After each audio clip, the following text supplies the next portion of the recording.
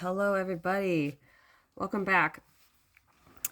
Today we're going to use the notes from yesterday, so please have those available. We're going to use the same problems.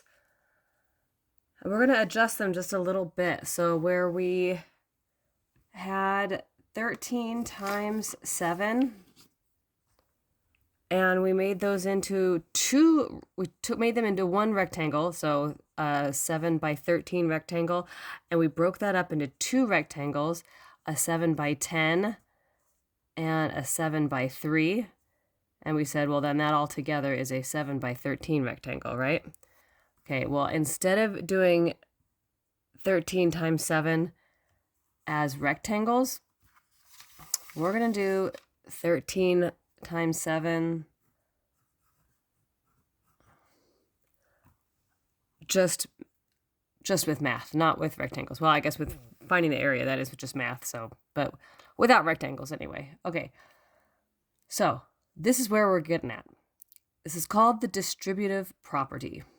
Okay, so when we broke that side of the rectangle up, let me move this paper back, into a 10 and a 3, a 10 plus 3, because 10 plus 3 is 13. So I'm going to take this 13 and I'm going to say, okay, 13 is 10 plus 3. And the reason we chose 10 and 3 is because I don't know what 7 times 13 is off the top of my head, but I sure can multiply by 10 easily. And I know my multiplication tables well enough that I know 7 times 3 off the top of my head. So these are both numbers that I can multiply in my head, whereas timesing by 13 is not something I can do in my head as easily. So now, why did I stick that in parentheses? If I don't have that in parentheses, where am I going to put this? So you don't have to don't write this part down. If I have 10 plus 3 times 7, if I don't put that in parentheses, then only the 3 is being multiplied by the 7. Remember, our order of operations says multiplication comes before addition. So that would mean only the 7 is being multiplied by the 3. But we want the 7 to be multiplied by the entire 13, don't we? So we need those parentheses to say, okay, the 7 has to get multiplied by both of these numbers. It has to be multiplied by the entire 13. Okay, now, speaking of order of operations, parentheses means do that first. We have to add before we multiply. We have to add before we multiply. Or not add before we multiply. We have to do what's inside the parentheses first. Do what's inside the parentheses first. So we have to add that because it's in parentheses. So we have to do that before we can multiply, don't we? Well, yes, we have to do what's in the parentheses first until you know better. So once you know the distributive property, that is like a workaround to the strict rule of the order of operations. So what the distributive property says is if you've got things inside of parentheses that are being added or subtracted, and then on the outside of the parentheses, something is being multiplied. Now, it doesn't matter if it's written on the back side or if it's written on the front side. For example, if we had written the 7 out front, that's the same exact thing. All you need to do is multiply, All you need to do is multiply. Yes, you can do what's inside the parentheses first, or you can multiply the number on the outside by both of the things on the inside, and then add them together. So I like to use little rainbows or little arches to show that I've kind of done each step. So I remember that I can keep track of myself. So I go like, okay, 7 times the 10. So 7 times the 10 plus, because there's a plus here, so I know I'm adding. 7 times the 3. 7 times the 10 is 70. 7 times 3 is 21. And 70 plus 21 is 91. And that is the same answer we got yesterday with that rectangle. Now, I know I'm taking forever with this. I'll fasten up, don't worry. Sorry that yesterday's video was really long. Okay. Now, if the number is written in the front, totally same thing. You just go, okay, 7 times the 10 is 70. You don't even have to rewrite the multiplication problem. I was just being really slow about it.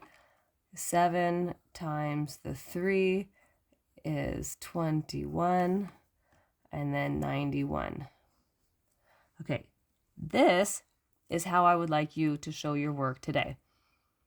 I would like you to write each problem where you're going to break up a multiplication problem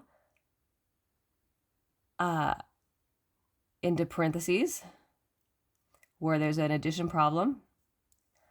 Show the little whoop, whoop lines. So show me what your like when you do the first multiplication, put a little line there and then show the answer. You don't have to write the 7 times 10, just write the answer, 70.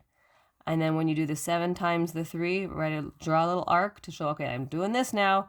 You don't have to write 7 times 3, but write the answer, 21. Put a plus sign. If you're adding there, you add there, and then write the answer. And yes, technically I should have equal signs here and here. Okay, next problem. Let's do 14 times 8. All right. So we're going to break up that 14 into numbers that are easier to multiply in our heads. Well, what's easier to multiply? Well, 10 is easy to multiply, and 4 is easy to multiply. So again, we're going to break all these up into tens, and then, tens, and then a single digit number. Okay, so 8 times 10 is 80. 8 times 4 is 32. And we're adding here, so we add here. 80, 90, 100, 110, 11, 12. And we're done. And of course, that's the same thing we got yesterday. All right, so far so good.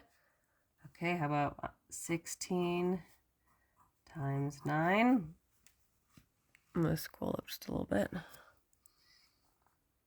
Let's rewrite this as 10 plus 6 times 9. All right, the 9 is being multiplied by both of these things, so we'll need to go 9 times 10 is 90. 9 times the 6 is 54.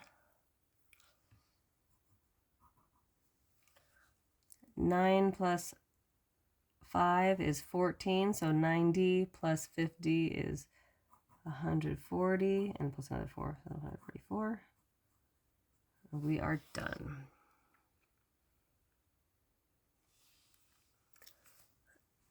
And then finally, let's do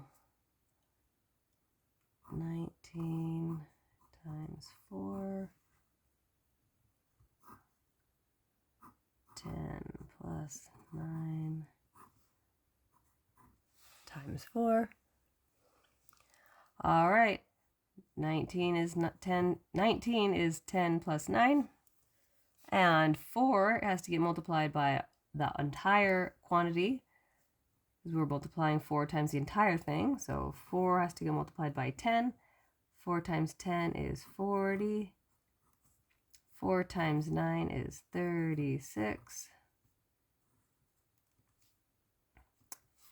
And 40 plus 30 is 70. Another 6.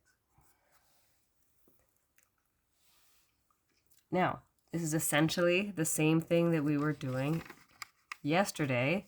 Notice we were taking, these are all the same numbers we got yesterday. We had a 80, a 32, a 112. An 80, a 32, we add them together, got 112.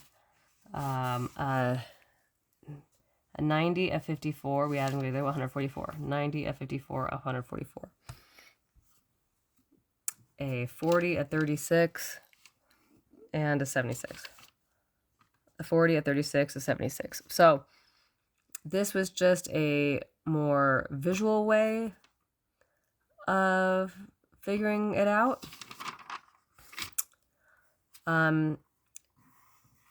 This is the way that you are going to essentially be figuring it out for the rest of your mathematical life.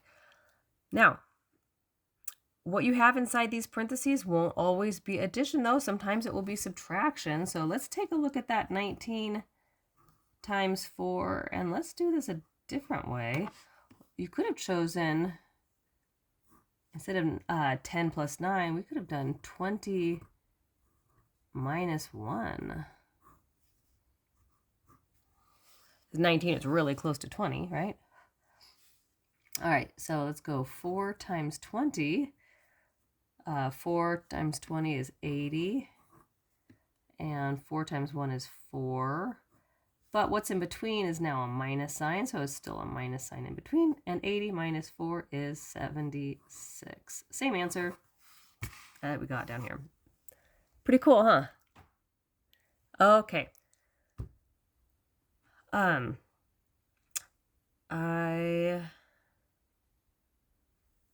am going to give you a bunch of problems. You are going to, oh no, I know. First of all, what I'd like you to do is take the problems that you had yesterday and do just like I did with these from the examples. Break them up into, do from the homework assignment that you did with the area yesterday, break them up into parentheses, and you've done all the math work, but show me the distributive property that goes with it. So next to it, or if there's no room next to it, then off to the side, or I don't know. If there's just no room on that paper, then on the next page, whatever.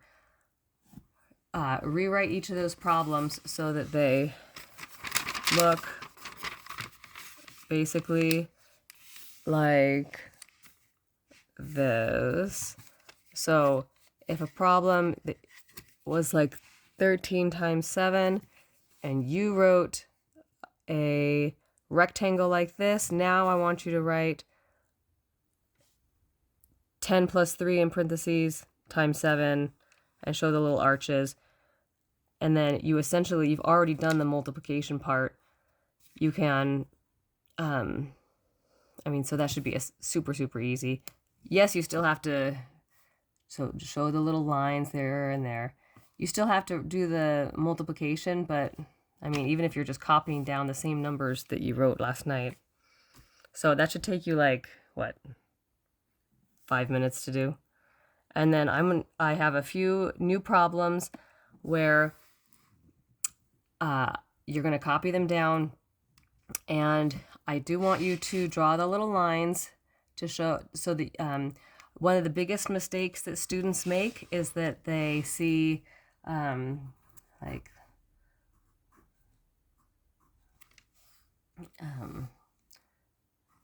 let's take this for example. It's not always going to be 10.